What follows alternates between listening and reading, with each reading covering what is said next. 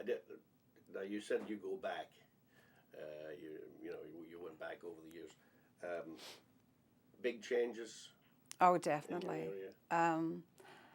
My grandparents lived in a house on Main Street in Hollywood, and I went back a few years ago and it was gone, and they had these condominiums up there. It was such a shock. Now, that little town that we lived in, where I knew everybody, and when I did go back many times, and I still knew a lot of people. And going down the street, you just had gone away for vacation, come back, you'd meet everybody. It was great.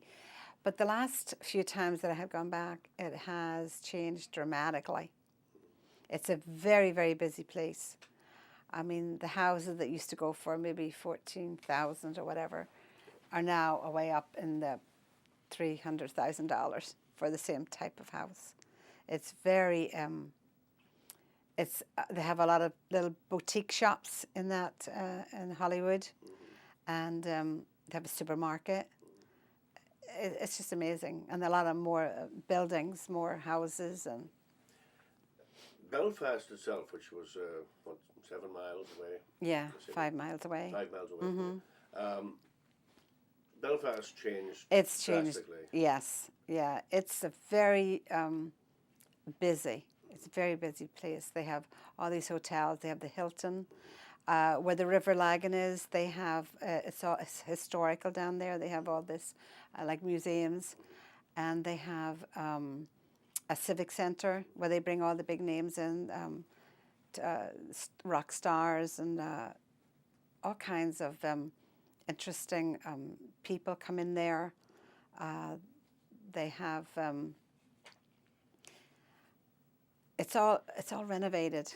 It's all new. I mean, you're in and out. All the shops there are all boutiques or very high class shops, and then they still have like Woolworths and Littlewoods that were there when I grew. So it's one place you could go in and have a little cup of coffee somewhere, and the other you just go and have a cup of tea, like tea and scones, or you could go to a French restaurant, or it's really changed. The food has changed dramatically. The troubles of the 70s and the 80s and into the 90s had a big effect on all of Northern Ireland, especially Belfast and Derry, big cities. Did it Right. affect your hometown? Well, our hometown, the only thing that has really happened, a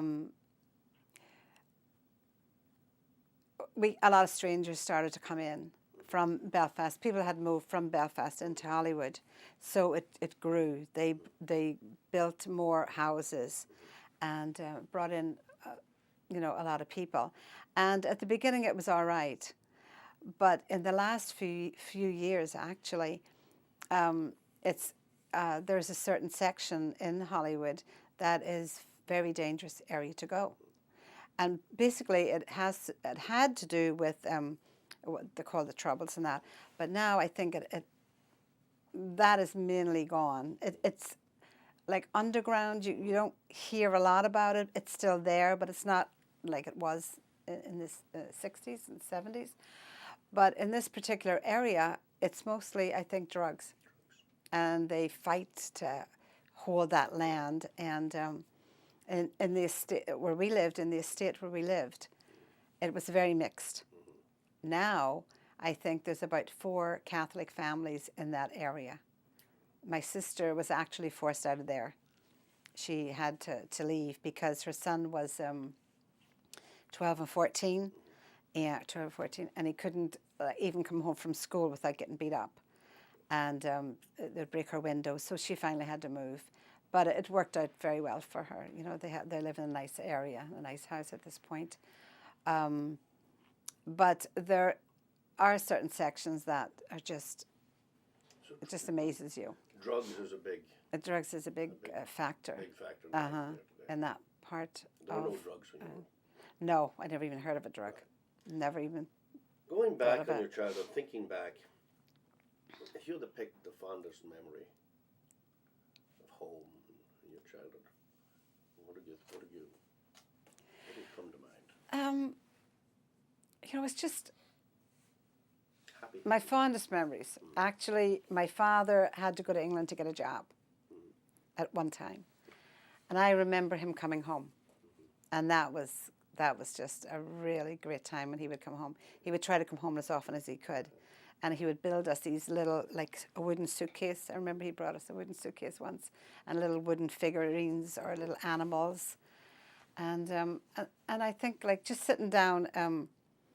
We used to listen to the radio, and just sitting down in the living room with the fire going, and everybody sitting around. There was no television, and just listening to the radio, or we would be playing snakes and ladders, or what was another game that we played, but like a card game, and we'd be sitting, and that was great, you know, just.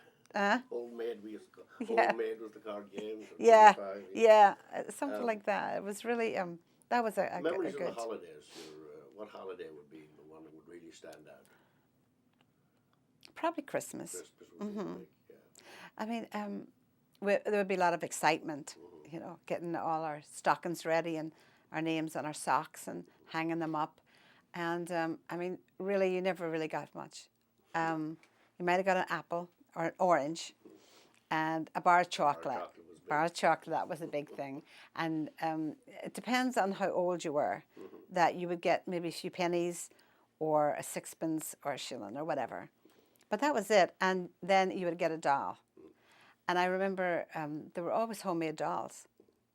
I always wanted a Delft doll with a Delft face. And I never ever got one.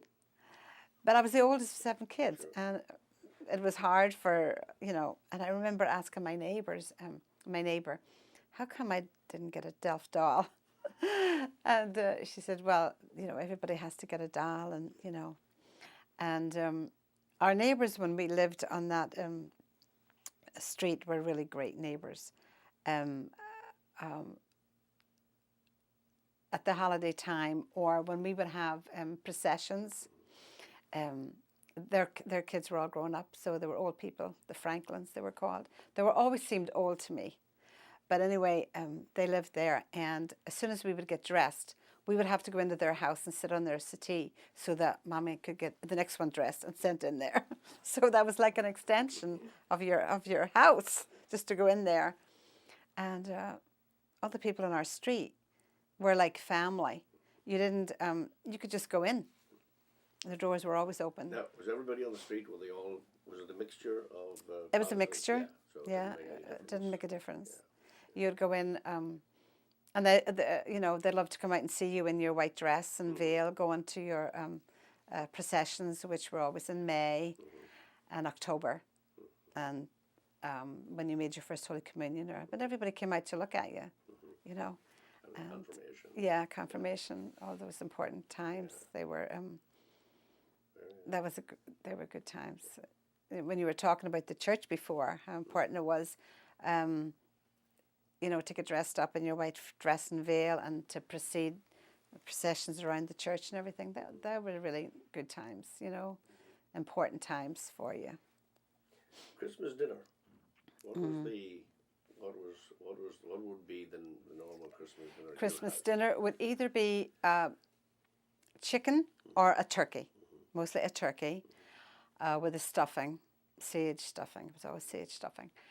And roast potatoes, peas, cauliflower, and gravy. And then afterwards you would have, this would be Christmas time, you would have a Christmas pudding with custard. And then at night you would have, that would be the big dinner. And then at night you would have, my mother would always make a pie, a kind of a meat pie for night. We would have that with always jelly and custard afterwards. Yeah. Jelly with custard now. In America, the big holiday, of course, for the Irish is St. Patrick's Day. Right. How was St. Patrick's Day celebrated, or your memories of St. Patrick's Day? Quietly. We would go to Mass, and we would wear our shamrock and our little badges, and we didn't have parades then. We didn't have a parade or anything. But we would go to Mass and come home. And that was a big day too, as far as cooking a big meal. It was always like roast beef, or it would be ham or something, and cabbage. But it would never, when they say corned beef and cabbage is an Irish dish, I never had corned beef in Ireland. It was ham, cabbage boiled, and potatoes. And you would have a big dinner. You would have the day off from school. So that was really it at St. Patrick's Day. A big day for celebrating in Ireland, especially in the summertime, and especially after the 12th of July, was the 15th of August. Right. Was that celebrated in your area? Not really in Hollywood, maybe in Belfast, and maybe after the 60s and the 70s it did become a big day, but we really never, it wasn't a big day for me nor in Hollywood, Easter, any of the other holidays bring back memories to you? Yeah, Easter we used to have, we'd go to Mass, of course we'd be very good during Lent. Right. We would have to give up candy, our sweets, we'd have to give up our sweets, and we'd have to go, well actually we did this all year, we went to Novena on Friday, I would have to go to Mass on Saturday morning and Mass on Sunday morning, so I did that all my life, so as far back as I can remember.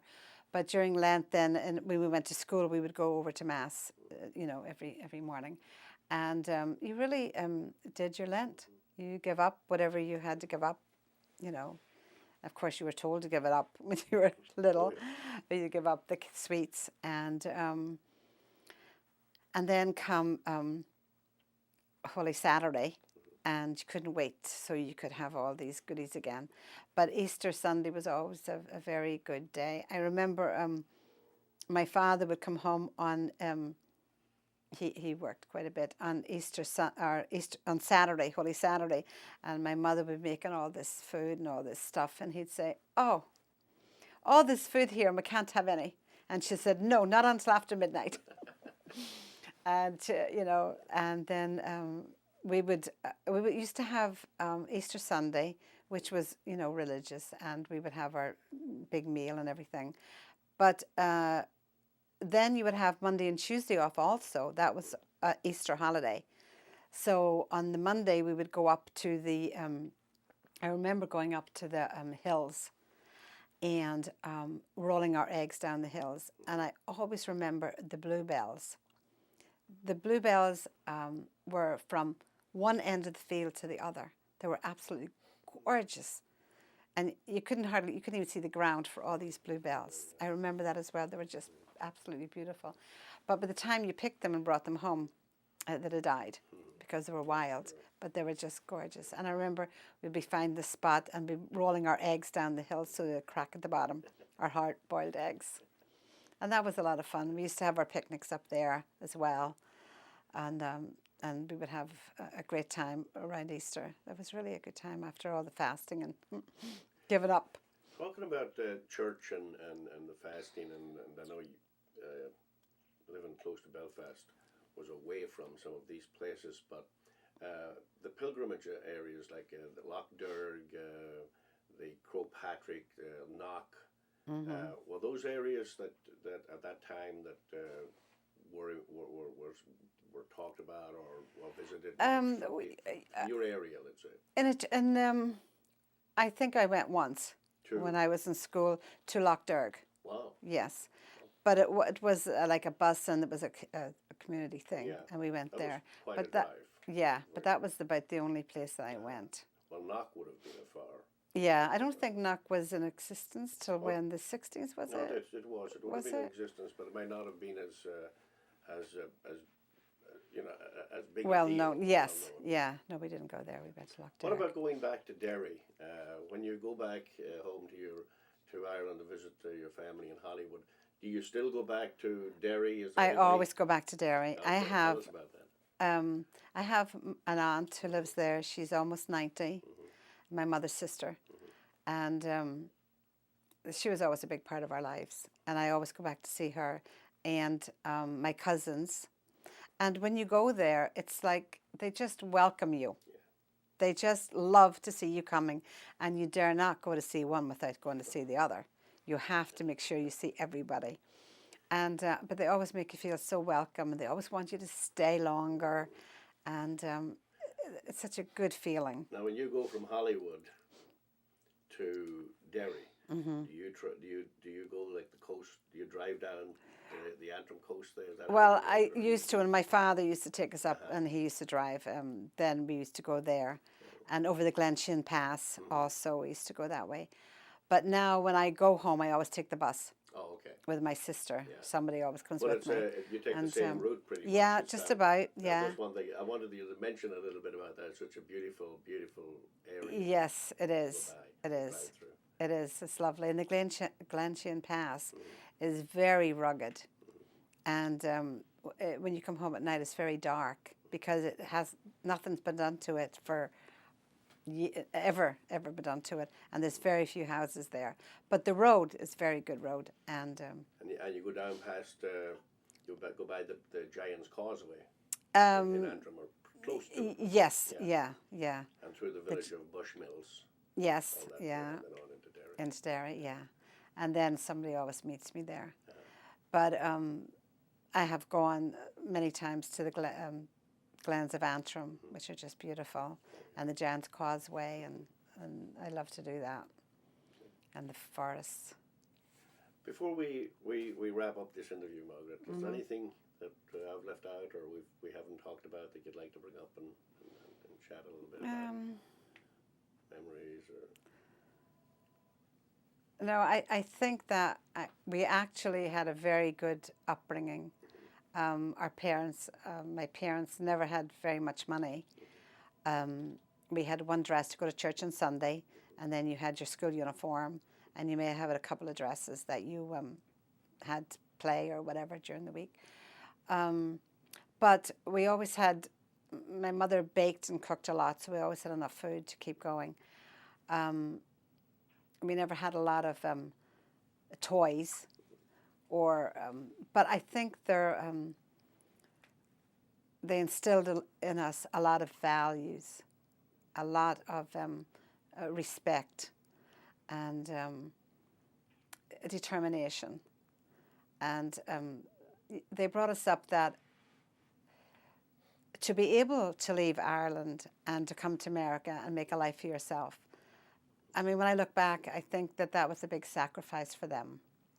I don't think you realize until you're when you're a mother yourself, how difficult it was for your parents to let you go. And I appreciate that today. I know that they, my father said, if you feel that you can make a better life for yourself out in America, then go with our blessing. And when I look back and I think about it, how difficult that was for them, but they let you go without any